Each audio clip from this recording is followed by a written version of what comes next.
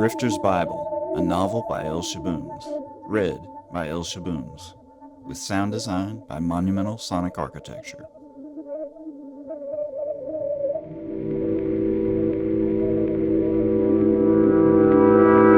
Chapter 13, At the Center of the Universe. Well, this is Special Agent Riley Martin with the Naval Task Force assigned to trace and recover a missing device stolen from your employer. I'm sure you're familiar with the case. The voice on the phone was thick with authority. Each over-adenoidal syllable was meant to be troublesome as every altered phonetic dripped into the mouthpiece. A whiskey-stinking thumb and index finger pinched my hyoid bone and pushed it against my trachea. I just want to get all of my ducks in a row before we start executing this new round of warrants associated with the disappearance. I'm in transit from Austin to Dallas at the moment, and I'll be in town within the hour. I've been tasked with a final audit of all evidence, including your interviews, and I'd like to review your answers with you in person. One last time. The final syllable disintegrated into the raggedy now, and I trained my mute attention on the earpiece. All of the hairs from my tympanic membrane to the scala vestibuli shivered at the stunned sound of cavernous silence coming from the other end of the line. My eyes were hot and wet. They throbbed in logy sympathy with the tom-tom pommeling away at my jaw. I had broken teeth from when the beast had blown up. The occasional hint of Chuck Vu's breathing was a tense ellipsis. Would you be able to meet me at the Criminal Justice Building downtown this afternoon? We just happen to have a car currently in your area if you need a ride. I sounded like Velvety Walker on Ludes. I released the grip on my Adam's apple and listened with my sweaty grizzle of jawbone smeared against my new phone's glassine screen. I lit up with a tooth-sore smile. Chuck opened his cotton mouth and I waited for the next syllable to fall out. Nothing came. The cat had gotten his tongue. Chuck had taken the bait. I could almost hear the squeak of the wheels in his head spinning around and around like monumental turbines. His big brain was capable of midwifing the heights of technology into existence. Chuck knew the secret alchemy required to turn the machines of tomorrow into the tools of today, but he was utterly befuddled by a bad phony phone call. The easily led or the easily dead. My neck was already starting to smart, but I didn't want to let Chuck off the hook just yet. I was drunk and I couldn't help myself. The jungle laws of practical joking demanded that I keep turning the shiv. So I reset my grip to muffle the natural tone of my voice with a coagulating inflection. I took in a slow breath so as not to disturb the tooth that had been giving me a metric shit ton of horror ever since Christmas morning. I had been packing the cracked tooth with cotton batting soaked in Jimmy ever since Kwanzaa, and the hooch was making my judgment questionable. Upon sober reflection, it was one of the worst ideas I could have played out over an open phone line, even if it was just a drunken joke. But wet or dry, I never said self-harm was outside of my wheelhouse. Mr. Vu, is there something you want to get off your chest? Luckily for us, Chuck's silence said nothing incriminating. Nothing. I listened and waited until I had waited so long that I had to take the phone away from my swollen cheek so I could check the screen and see if the connection was still open. Maybe Chuck had hung up or passed out from the stress of my prank. Maybe he was drunk himself. That wasn't uncommon. I thought he might have fallen asleep, but I could hear twitchy rustling on the other end. Then a testy little squeak of defiant breath hissed across the line. No, that's it. There's nothing on my chest. I told Agent Caton everything. I signed off on all my answers with him. I did it 3 times already. He said that's it. Ask him if you want to know anything more. Chuck expelled his blather through the earpiece in an adrenalized stream, dropping off syllables and playing fast and loose with English rules of grammar like spent fuel tanks in the atmosphere as the escape velocity of his verbiage increased in pitch. Right now's no good anyway. Wife's sick. Just leaving to go to the hospital when phone rang. You can't come. He sounded out of breath and half crying. To fighty day. He shifted his spiel into his native Vietnamese. This was a technique that I knew he'd used in his interviews with the investigators that I was pretending to be on the phone. That meant I had him on the line good, and a taste of that juice was all that I really wanted, so I decided to put a fork in the joke. I dropped the gravitas from my tone altogether. Chuck, I honked. To combiet! To combiet! Chuck bulldozed over me and continued rattling away. Chuck, to chenko I kinzika. He prattled on heedless. Chuck, yapping, and yapping. Chuck was shucking and jiving for dear life, and he was going at it so hard that trying to interrupt him to tell him he didn't even need to was like trying to throw a penny between 2 passing express trains. Chuck! I couldn't get one word in edgewise for 15 seconds of strange punctuation marks. To fighty day! To fighty day! Finally he began to peter out, rounding off his RPMs back to a dull roar. Chuck, calm down, I implored into the phone. Ease up a second. It was like trying to power brake a runaway minecart with bare feet. If you want to know, clear as day. Chuck's calmest English trundled up into the mix of his blather, passing his mother tongue. Chuck, it's... I tried to cut him off at the 10-yard line, but he slipped past me in a blitz. If you want to know, He dodged and continued into the end zone. what really happened, call Franken. We said my name at the same time over the unsecured line. What? I said, suddenly tripped up by my own joke. Nick? Chuck poked back warily. I tried to soothe him with a little chuckle. Chuck, it's just a joke. I was messing with you. Messing? He paused and then roared in perfect aggression. Don't do that, you dumb sack of shit. Why would you ever think that was funny? He was wound up into hysterics. Why would you ever think that was a good idea? You know this isn't a safe number. Chuck was being very logical, and he was technically correct. Relax, this is a brand new phone. I burped out my little bit of reason. I just now activated it. Nobody's listening yet. I tried to smooth him over. I was getting a headache. Chuck whined on his end of the line. Yeah, but I've had this phone for a year, dickhead. My wife uses it to call home. He made a good point. From the time clock to the telephones, hardcore surveillance comes with the territory when you sign a contract in research and development doing monkey business for the feds. The situation with the relay only heightened the likelihood that Chuck's phone was tapped. I don't know what I was thinking, but that's what made the joke funny. I should have known better, but I was looped. I figured it wasn't a fight worth fighting, so I dropped it. I went off onto a new track. Yeah, nah, I didn't call you just to jerk you around. I was trying to call James and his number's gone kaput. Do you know what's going on? James Abraham was the first person I tried calling with my new phone. I hadn't seen or heard from him in months, not since I'd left him behind in the lobby at Timberglen. But I only got a disconnect recording when I tried to make the call. I should have called my mom, but Steph wanted a loudspeaker for the bus, so I figured Chuck Vu was a decent second choice. There was a scratch on the line. I thought it went dead. But then I could hear Chuck tensing on the other end again. He croaked. Nobody's heard from him as far as I know. And you shouldn't wind him up for a joke like this anyway. It's not good for his head. Oh, I wouldn't pull this with him. It was blasey-blasey to me. What about Joey? Chuck was irritated. I saw Joey last week. Joey was James Abraham's son, a near-autistic autodidact. He was a whirlpool in an ocean of genius. His emotions were all over the map. All of his brain was there, but the levels in his cocktail of chemicals were slightly askew from what the rest of society was working with. He thought more, and he felt more, and his father's mental descent had gutted Joey. Well, how'd he look? I wondered. Strung out if you want to know the truth. I looked over and saw him nodding on a bench at a bus stop while I was on my way home from work last week. I had to help him get in the car. I gave him a ride to some friend's house he was trying to get to. I could barely understand him. I'm sure the feeling was mutual. What did he say? How's James? He's getting sicker too. The two of them are in a feedback loop. It's killing them both to watch the other one decay. That's all I can put together. Chuck ticked his tongue. If I knew the old number was disconnected, I would have tried to pry it out of him. I heard a click and then a low-quality static laid over Chuck's voice. But you know everything you said would be heard if you called any of them now. James has gone beyond privacy on public telecom at this point. You're gonna need rainbow tables if you want to say anything to him now. Everything he said sounded like a warning behind glass. Jesus, what's bugging you? You're what's bugging me. Chuck rudely returned fire. Why'd you call me? Oh yeah, I'd half forgotten. have you got any outdoor rated loudspeakers? We need something with a CB type rig with a handset. Maybe made, say, for someone driving a bus. You got a bus? Chuck sounded bored. Our church got a bus. I puffed up to no one. But just in case someone was listening in on the call, I decided to play up the church angle. Brother Charles, ever since I got saved by the word, the Lord has seen fit to soothe my soul with blessings. The Gospels and unemployment have been a balm to save my soul. What? Chuck mumbled.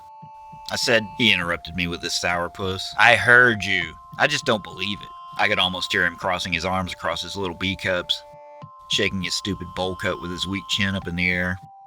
Why don't you come on down here and see for yourself, you doubting turd? Church is every Sunday and I'll let you in the door for free. I bet we'll make a believer out of your frowning ass before the shouting's over. Bring that speaker with you if you've got one. I've got some wiggle room to deal with you on the price and we're paying cash for everything. Hell, I'll even feed you. We're opening up a street kitchen. We got tons of food over here. Seth will put on a show, that's for sure. There was a pause, and then he came back. No, I don't think so. I'm not driving all the way to Deep Ellum for that. I thought I heard a digital click, and suddenly Chuck's voice dropped out like a cough button had been pressed. That was the year that the geomagnetic indices ended up reaching its highest influence in recorded history, and that New Year's Eve became famous for sunspot activity, especially in relation to cell phone dropouts, strange trips, and bad satellite TV as a result. Yeah, that was it. Then the sound of Chuck's voice came back shaking. I'll think about it, maybe. I'll talk to Nan. Maybe I'll do it. I heard a tremor of hesitation shiver down the spine of his last sentence, and then the line was cut. Chuck Vu wasn't going to do squat by the sound of it. Well, there goes that idea. I thought. I touched my thumb to the red button and closed the call. I sat in the darkness of the sanctuary all by myself. I prayed for a TV. Channel 11 was running a Three Stooges marathon until midnight. I sat there with my tooth just pulsing. I threw up my hands and stared at my phone. Everything had been finer than frogs here on Christmas Eve. I couldn't remember wincing when Mary kissed me goodbye on my bad cheek after the show. She and Dwayne lit out to spend Christmas with their family in Joliet. I went to bed in the rat's nest without the slightest hint of the pain that woke me up. I was pied by a walloping agony on Christmas morning. It felt like my back fillings were wrapped in foil. They were conducting a continuous current of electrical torture straight into the root of my jaw. The veins in my temple were dull and sore. Steph had come through with the last resort. Santa left me a new phone to distract me from the tooth. Seth had been out of the house in the bus with our crew, terrorizing the neighborhoods to the north in his favorite new toy ever since. It was already past 3 and he had had the entire street team out there on a busking tour, hollering and singing and raising a ruckus in the name of the church all day. They were going from downtown to Highland Park and then out over by Love Field. They were supposed to be heading back home by late afternoon. I got up and turned the duplicators on. We had a 1,000-copy backlog of orders for the CD. The responsibility for duplicating them all had fallen on me by some mystery fiat. I worked and drank for a couple of hours until I threw up a mentholated stream of curdled dairy and the pink remnants of some shredded shellfish around 5 o'clock that afternoon. I went outside for some air. The giddy white ball that sits on top of Reunion Tower began going through its programmed routines of flickering LED shapes, and I stared like a kid under hypnosis. Lights in the apartment towers back in the city, and to the north over on Elm and Ross, flickered on around dusk. That's the greenest God made the traffic lights in Texas. I looked to the west and saw the bus chuffing at the traffic light at Malcolm X. Seth's voice was booming as the bus breathed down the neck of a Lone Star electric truck that was acting all hesitant, like the guy didn't want to move through the intersection. The utility truck driver finally got his head out of his ass and accelerated. I was standing there watching the whole thing and smiling, so the driver slowed down and gave me the stink eye the whole time he's driving past the church. By sunset, the crew were back on the bus and in uniform with a backpack full of 500 flyers each. The last gasp of sun fell away from the horizon, and the moment it arrived to dance on the grave of the year of recession. I watched the street filling up with kids and loud music, and an injection of desperate defiance. A frisson of release shimmered in the cold night air. The people were turning out in jaw-dropping numbers to witness the end of one of the blackest 365 days most of Dallas had ever been put through. And we're gonna let every one of them know where the Lord does his thing. Lester promised on the top step, and then Seth closed the accordion door. The bus hawked a wad of carbon monoxide in my face, and then Seth made the turn on Walton, going back into the city that already knew his name.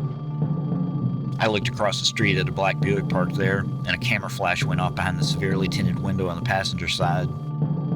I stared at the car for a second. A fusillade of fireworks went off over in the alley behind Billy Goat's place. I snapped out of my trance and turned my back on the Buick. I went inside to wash my face. I don't care who sucks my tonight, but somebody's sucking my tonight. Seth was rearing to go the second he got back from dropping the crew off down by the aquarium. Well, don't look at me. I shrugged as I closed the front door behind me, rattling the knob 10 times to make sure it was locked. Trust me, no one's looking at you tonight. Seth held the gate open and waited for me. Right as I was walking out, the Buick pulled out across traffic. It slowed down right as it was approaching the church in the nearest lane. This guy is. I pointed at the car. For a second time, I saw camera flash. This time it was from behind the rear window.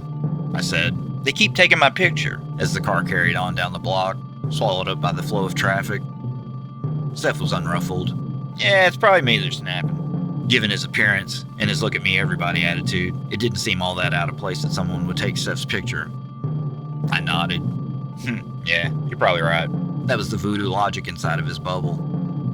There must have been at least 20 cars that honked us down on the way to Billy Goat's party. People love a good head of hair. The muffled buzzer activated behind the heavy door, and it gave way when Seth pushed. We wandered through the block-long system of Byzantine hallways until we made our way to the front door of Billy Goat's Warren. Christmas! He yelled right in my ear as he yanked the door open. Get on in here and let's get hammered! I checked the deserted hallway in both directions, and then I followed the two of them in. I closed and locked the door behind me. I scanned the shadows in the floor plan and the furniture that looked like set pieces from Jet Riley. Billy Goat always made all of his own gear. 3 walls were lined with massive competition aquariums. Each one cast an eerie green glow like quinine over everything in the room, including 2 teenage girls sitting on Billy Goat's sectional couch. What have we here? Seth stepped up with a 1,000-yard ogle on his face. 2 mandatory minimums is what it looks like to me. I could feel the handcuffs clicking on my wrist just looking at the two of them.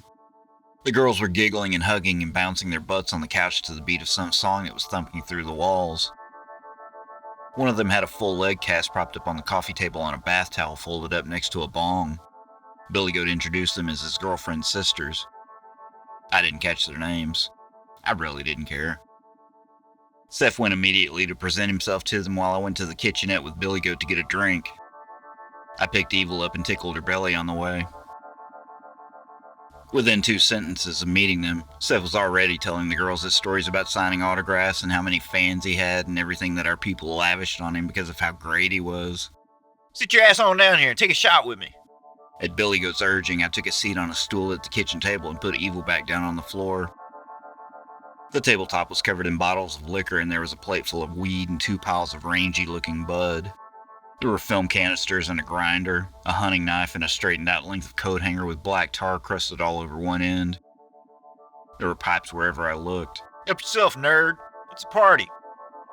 You had your ass in a crack, but y'all pulled it out. Billy Goat jabbed a red cup of ice my way and nodded at the bottles. Help yourself. Billy Goat picked up 4 full cups in his steepled hands. You're paying for everything. He cackled on his way over to the couches. I put my cup of ice down and frowned.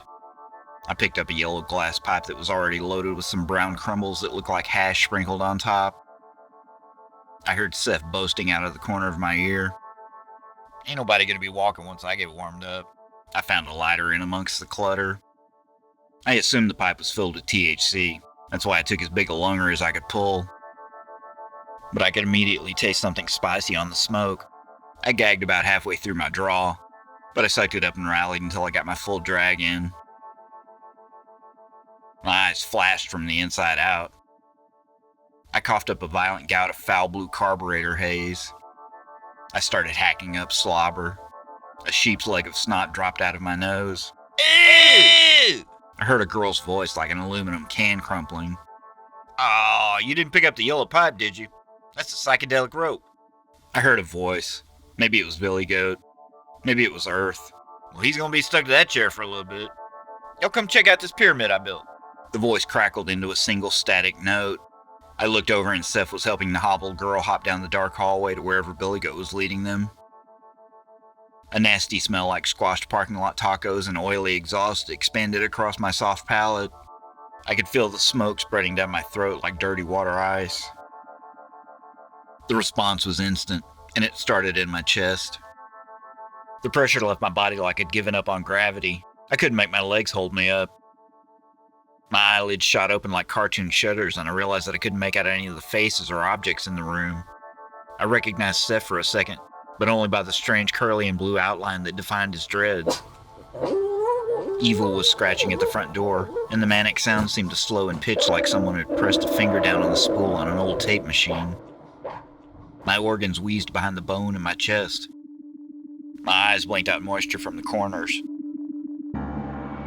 A tear fell on my hand and the sound was like a drop of water hitting a bell. There was thunder under my blood-brain barrier, and my mind was sluiced with the lashing of lightning rain.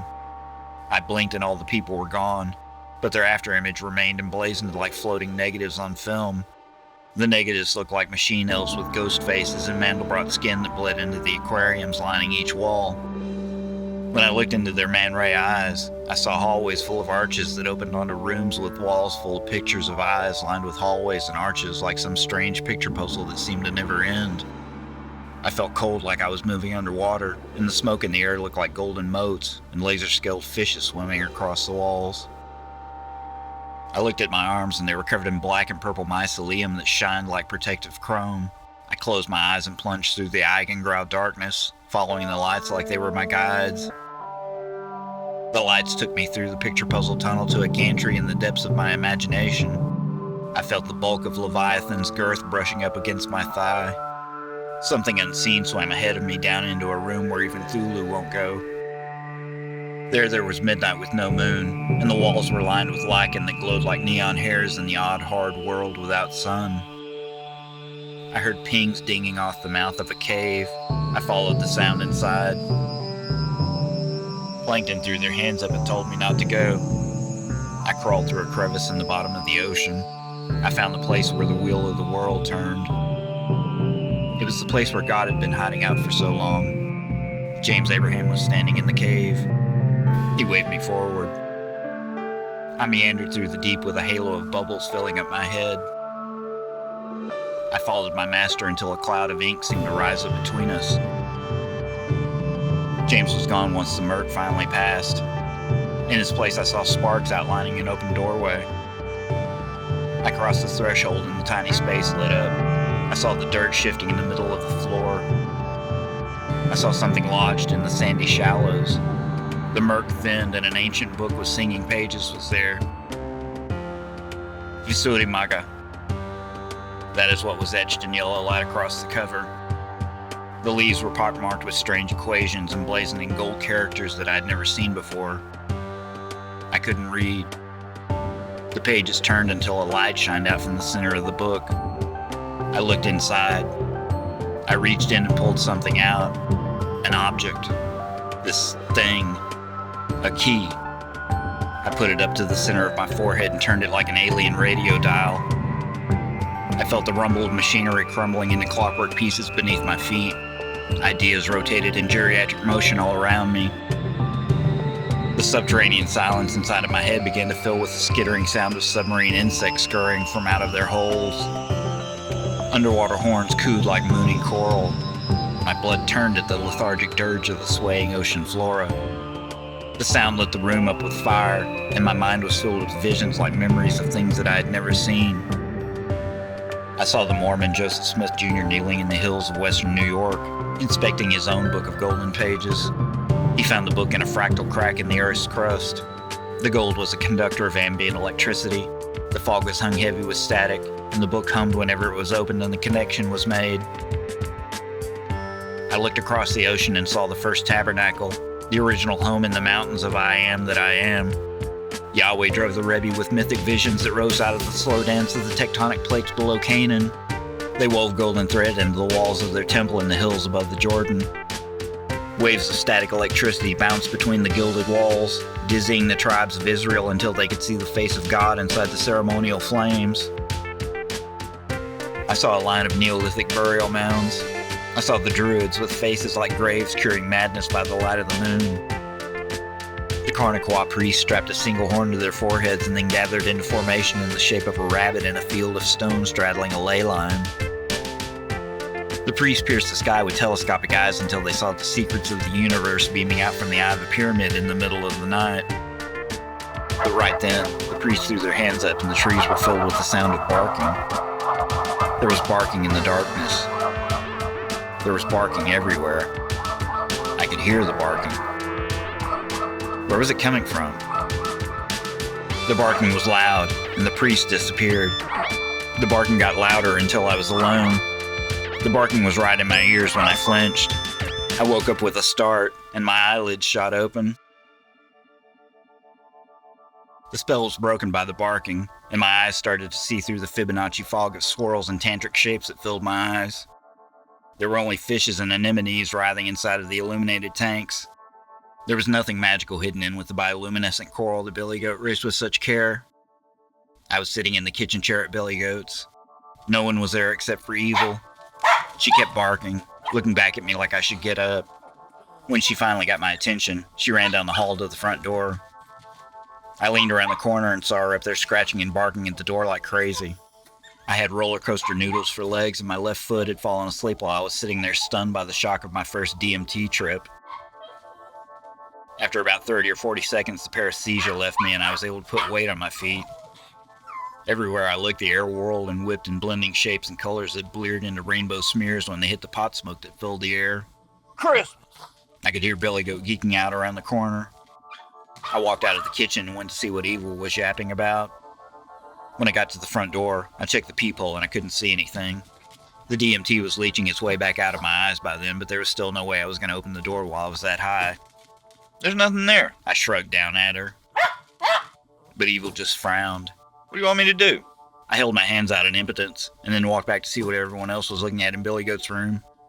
Evil stayed by the door and whined.